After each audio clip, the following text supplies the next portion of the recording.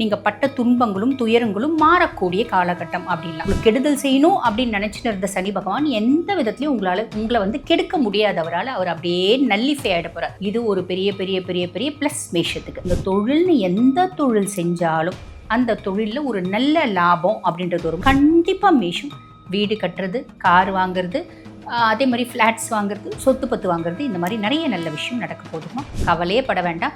பட்ட கஷ்டம் எல்லாம் தீரக்கூடிய காலகட்டம் அப்படின்னு சொல்லலாம். வணக்கம், நான் டாக்டர் தீபா. அதில் இன்னைக்கு நம்ம என்ன டாபிக் பற்றி டிஸ்கஸ் பண்ண போகிறோம் அப்படின்னா, 12 ராசிகளுக்கும் எங்களுக்கு எப்படிமா இருக்குது இனி வரும் காலம். இனி வரும் காலம் எப்படி இருக்கும் அப்படின்னு ஒரு ராசி கேட்டால் பரவாயில்ல, எல்லா ராசியுமே கேட்பாங்க. முக்கியமாக வந்து பார்த்தீங்கன்னா மேஷ ராசி அன்பர்கள், 7 நாட்டு சனியில் இருக்கவங்க, சாலிடாக ஜோதிடம் பார்க்க வரும்போது எங்களுக்கு இனிமேல் பட்டாவது நல்லா இருக்குமா அப்படின்னு கேட்குறவங்க. அதுக்கப்புறம் வந்து பார்த்தீங்கன்னா சிம்ம ராசி அன்பர்கள் அஷ்டமத்து சனியில் இருக்காங்க அப்படின்றதுனால சிம்மம் கேட்கறது உண்டு. கன்னி கண்டக சனியில் இருக்கிறதுனால கன்னி சாலிடாக கேட்பாங்க, இனிமேல் பட்டாவது நாங்கள் நல்லா இருப்போம்மா. தனுசு அர்த்தாஷ்டம சனி இருக்கிறதுனால அந்த வார்த்தை சாலிடாக வரும். அதுக்கப்புறம் கும்பம் பாத சனியில் இருக்கிறதுனால கும்பம் கேட்கறது உண்டு. மீனம் ஜென்ம சனியில் இருக்கிறதுனால இந்த 6 ராசிகளும் டிஃபால்ட்டாக கேட்பாங்க, இனியாவது நாங்கள் நல்லா இருப்போமா அப்படின்னு. மீதி இருக்க 6 ராசிகள் சனியே எக்ஸலண்ட்டாக இருக்கான். அப்போ ஆனால் அவங்களும் கேட்குறது உண்டு, இனி லைஃப் நல்லா இருக்குமா, முன்னேற்றம் வருமா, நாங்கள் பெரிய லெவலில் ஏதாவது பிஸ்னஸ் பண்ணலாமா, பிள்ளைக்குட்டி நல்லா இருக்குமா அப்படிலாம் கேட்குறது உண்டு. உண்மை என்ன அப்படின்னாமா, 6ஆம் மாதத்துக்கு அப்புறம் எல்லா ராசிகளுமே எல்லாருமே நல்லா இருக்க போகிறீங்க. காரணம் என்ன? சனி தான் கெடுக்கணும் கொடுக்கணும். கெடுக்கணும்னு நினைக்கிற சனி மேலே குருனோட 9ஆம் பார்வைப்படுது. அப்போ எந்த விதத்துலையும் கெடுக்க மாட்டார். கொடுக்கணும்னு நினைக்கிற சனி, இப்போ ரிஷபத்துக்கு சனி லாப சனியா இருக்கு, ஓகேங்களா. மிதனத்துக்கு கர்ம சனியா இருக்காரு. இந்த மாதிரி சனி கொடுக்கணும், நல்லது கொடுக்கணும்னு நினைக்கிற ராசிகளுக்கும் குருனோட 9ஆம் பார்வை அவர் மேல படுறதுனால நல்லது கொடுப்பார், கட கட கட கட நல்லது கொடுப்பார். ஆக எல்லாருக்குமே நல்லதுதான் வரப்போகுது.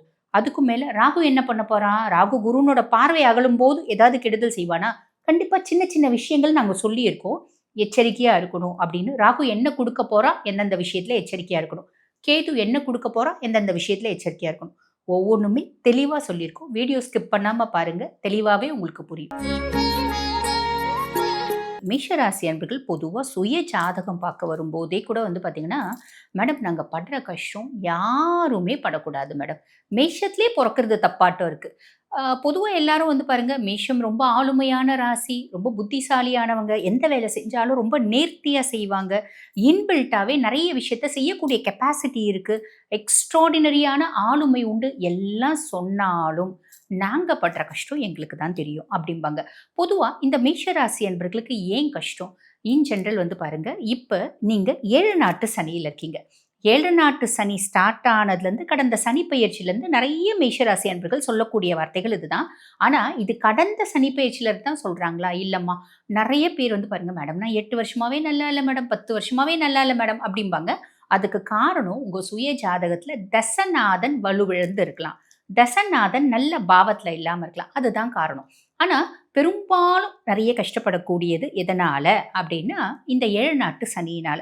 7 நாட்டு சனியினால மேஷம் படுற கஷ்டம் அப்படின்றது சொல்லி மாளாது. உண்மையாக சனிப்பயிற்சி ஆனதுலேருந்தே உடல் சார்ந்த உபாதைகள், குடும்பத்தில் குட்டி குட்டி பிரச்சனைகள், அதே மாதிரி வேலை செய்கிற இடத்துல சின்ன சின்ன குழப்பங்கள், சமுதாயத்தில் பொதுவாக நல்ல மரியாதை இருந்துச்சு, இப்போ அந்த மரியாதை குறையிற மாதிரி இருக்குது அப்படின்ற மாதிரி நிறைய விஷயங்கள். குழந்தைகளால் எங்களுக்கு கடுமையான மன உளைச்சலுக்கு ஆளாகிறோம். குடும்பத்தில் ஒரு நாளைக்கு இந்த கிணறு வெட்ட பூதம் கிளம்புற மாதிரி ஒரு நாளைக்கு ஒரு பிரச்சனை வருது அப்படின்ற மாதிரி நிறைய பேர் கவலைப்படுறீங்க. இந்த கவலை, இந்த பிரச்சனைலாம் எப்போ தான் தீரும் அப்படின்னா, சனி பகவான் 7 நாட்டு சனி அப்படின் போது 7.5 வருஷம் நம்ம வாழ்க்கையில் அவர் வந்து நிறைய படிப்பினைகள் அப்படின்றத கொடுப்பாருமா. நம்ம என்ன கொடுத்தாலும் எல்லா மேஷராசி அன்பர்களுக்கும் ஒரே விதமான பலன்களாக கிடையாது. நீங்கள் ரொம்ப இளம் வயசு மேஷராசி அன்பர்களாக இருக்கீங்க அப்படின்னா தான் கண்டிப்பாக சில பல வேதனைகள், படிப்பினைகள், சோதனைகள், இன்னல்கள், இடையூறுகள் எல்லாமே இருக்குது. அதெல்லாம் இவ்வளோ பெருசாக இருக்காது, இவ்வளோதான். இப்படி ரொம்ப எளிமையாக சொல்லணும் அப்படின்னா, நீங்கள் நல்லா படிச்சுட்டு இருப்பீங்க. நல்லா படிச்சுட்டு நான் படிச்சுட்டேன் அப்படின்ற ஆணவம் நம்மளுக்கு நிறைய இருக்கும். வேலைக்கு அப்படின்னு போகிறோம்னு வச்சுக்கோங்களேன், 10 இடத்துல ரெஸ்யூம் கொடுப்போம், 2 இடத்துல தான் கால் ஃபால் பண்ணுவாங்க, ஒரு இடத்துல தான் நம்மளுக்கு செலக்ட் பண்ணுவாங்க. நம்மளோட கனவுகள்லாம் அடேங்கப்பா நம்மள 100 இடத்துல கூப்பிடுவாங்க, நம்ம வந்து செலக்ட் பண்ணலாம், இங்கி பிங்கி போட்டு நம்ம செலக்ட் பண்ணலாம் அப்படின்லாம் நினச்சிட்டு இருப்போம். அதெல்லாம் மாறி அப்படியே ஆப்போசிட்டாக நடக்கும். ஆனால் அங்கே போனாலும் நம்ம கொஞ்சம் காம்ப்ரமைஸ் தான் பண்ணணும். ஒண்ணு வேலையில காம்ப்ரமைஸ் பண்ணணும், சாப்பாட்டுல காம்ப்ரமைஸ் பண்ணணும். இப்படி ஏதோ ஒரு விதத்துல காம்ப்ரமைஸ் அப்படின்றது இருக்கும். அப்பதான் நமக்குள்ள இருந்த ஆணவம், தான் என்ற எண்ணம் அத்துணையும் வந்து பார்த்தீங்கன்னா நீங்க பெறும். அதே மாதிரி அந்த இடத்துல நீங்க காம்ப்ரமைஸ் பண்ணாலும் நெறைய விஷயத்த கத்துக்குவீங்க. கத்துக்கிறதுனால சனி உங்கள வந்து பார்த்தீங்கன்னா, சிற்பமாக்குறாரு, செதுக்குறாரு அப்படின்னு தான் சொல்லணும். இது இளம் வயசு மேஷ ராசி அன்பர்கள்னா, விரய சனி இந்த மாரி சின்ன சின்ன இடையூறுகள் அப்படின்றது இருக்கு. அதே நீங்க மத்தியம வயசு மேஷ ராசி அன்பர்கள் இருக்கீங்கன்னா, பொங்கு சனி கண்டிப்பா உங்களுக்கு எந்த விதமான இடையூறுகளும் கிடையாது. நீங்க ஓடுறீங்க அப்படின்னா, உங்க டெஸ்டினிய அடைஞ்சிடுவீங்க.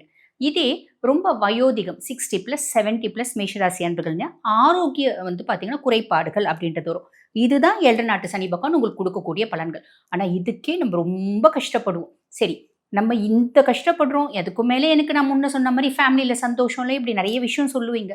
ஆனா, நெறைய இந்த பிரச்சனை இல்லாம இன்னும் எவ்வளவோ பிரச்சனை இருக்கு அப்படின்னாலும் கவலைப்படணுன்ற அவசியம் இல்லம்மா. காரணம் என்ன அப்படின்னா, நீங்க பட்ட துன்பங்களும், துயரங்களும் மாறக்கூடிய காலகட்டம் அப்படின்லாம். எப்படி மேடம் மாறும்? 7 நாட்டு சனி 7 வருஷம் இருக்கும்னு இப்ப தானே சொன்னீங்க. ஆமா 7 வருஷம் இருக்கும் தான். ஆனா 1/6/2026 குரு பெயர்ச்சி நடக்க போதும்மா. குரு பகவான் மிதுனத்திலிருந்து கடகத்துல பெயர்ச்சியாகி உச்சம் பெற்று அமரப் போறார். புரியுதுங்களா? அவர் உச்சம் பெற்று அமர்றது கூட மேட்டர் இல்ல. அவரோட உச்ச பார்வை 9ஆம் பார்வை சனி மேல படப்போது. ஆக 7 நாட்டு சனியா இருந்து உங்கள லைட்டா டோஸ் பண்ணாலும், ஹெவியா டோஸ் பண்ணின்னு இருந்தாலும், சனி பகவான் குருனோட பார்வையினால கட்டுண்டு கிடக்க போறாரு. எந்த விதத்திலயும் உங்களுக்கு கெடுதல் செய்யணும் அப்படின்னு நினைச்சுட்டு இருந்த சனி பகவான், எந்த விதத்திலயும் உங்கள வந்து கெடுக்க முடியாது அவரால. அவர் அப்படியே நல்லிஃபை ஆயிட போறார். நல்லிஃபைனா என்னம்மா? அப்படின்னா அமைதியாக போறாரு, பசிஃபை ஆக போறாரு, பிரீத்தி ஆக போறாருன்னு சொல்லலாம். இது ஒரு பெரிய, பெரிய, பெரிய, பெரிய பிளஸ் மேஷத்துக்கு. ஸோ கவலைப்பட வேண்டாம். அதுக்கு அடுத்து வந்து பாருங்க, ராகு பகவான் 11ஆம் பாவத்துல இருக்கார். இந்த வருஷம் 12ஆம் மாசம் வரைக்கும், அதாவது 12/2026 வரைக்கும் ராகு பகவான் 11ல தான் இருப்பார். அப்ப நீங்க தொழில்னு எந்த தொழில் செஞ்சாலும், அந்த தொழில்ல ஒரு நல்ல லாபம் அப்படின்றது வருமா? கவலைப்பட வேண்டாம். அதுக்கு நம்ம தொழில் செய்யணும். அதே மாரி சின்சியரா, டெடிகேட்டடா, ஹார்ட் ஒர்க் அப்படின்றது பண்ணணும். இதெல்லாம் இன்பில்ட்டாவே மேஷத்துக்கு இருக்கக்கூடிய கெப்பாசிட்டியா இருந்தாலும், சொல்ல வேண்டிய கடமை சொல்றோம். சரி. அதே மாதிரி நெறைய பேர் வந்து பார்த்தீங்கன்னா, வெளிநாடு போய் வெளிநாட்ல லாபம் ஈட்டக்கூடிய பிராப்தம். நெறைய மேஷராசி அன்பர்கள் ரொம்ப நாளா வெளிநாடு போணும்மா, பிளான் பண்ணிட்டே இருக்கோம் அப்டின்னா, இப்ப வெளிநாடு போறதுக்கான பிராப்தம் நெறைய பேருக்கு உண்டு. கவலைப்பட வேண்டாம். 6ஆம் மாசம் வரைக்கும் குருனோட பார்வை ராகு மேல இருக்கும். குரு சண்டால யோகம் அப்டின்றது இருக்கும். அப்ப ராகு வந்து பார்த்தீங்கன்னா, கெடு பலன்கள் எதுவும் குடுக்க மாட்டார். 6ஆம் மாசத்துக்கு மேல 12ஆம் மாசம் வரைக்கும் 2 விஷயத்துல கவனமா இருக்கணும். ஒரு சில விஷயம். முக்கியமான விஷயம் என்ன அப்படின்னா, மூத்த சகோதர, சகோதரிகள் கூட நல்ல உறவு அப்படின்றத வச்சுக்கணும். அவங்களுக்கு உடல் சார்ந்த உபாதைகள் வரத்துக்கு வாய்ப்பு உண்டு. அதில கொஞ்சம் கவனமா இருக்கணும். அதே மாரி நண்பர்கள முழுசும் நம்பக்கூடாது. இந்த 2 விஷயத்தில முழுசும் கவனமா இருக்கணும். என் ஃப்ரெண்ட் சொல்ட்டான்ப்பா, இன்வெஸ்ட் பண்ண சொன்னான். என் ஃப்ரெண்ட் சொன்னான், ஆன்லைன் ரம்மி அவன் விளையாடுனானா, அவனுக்கு பல லட்சம் வந்துச்சா, நீயும் விளையாடுன்னு சொன்னான். அப்படின்னு ஃப்ரெண்ட்ஸ முழுசும் நம்பி டாக்குமெண்டேஷன் எல்லாம் கையெழுத்து போடுறீங்கன்னா கவனம் அப்படின்றது தேவை. 2 விஷயம் மட்டும் தான். சரி. அதுக்கப்புறம் கேது பகவான் 5ஆம் பாவம். உங்களுக்கும் உங்க குழந்தைங்களுக்குமான இடைவெளியா தான் இருக்கும். புரியுதுங்களா? பெருசா குழந்தைங்க நம்ம கூட அந்யோன்யமா பழக மாட்டாங்க. இப்ப எந்த குழந்தைங்களும் ரொம்ப அந்யோன்யமாலாம் இல்ல. காலம் மாறி போச்சு. நம்மலாம் இருந்த மாரி குழந்தைங்க இல்ல.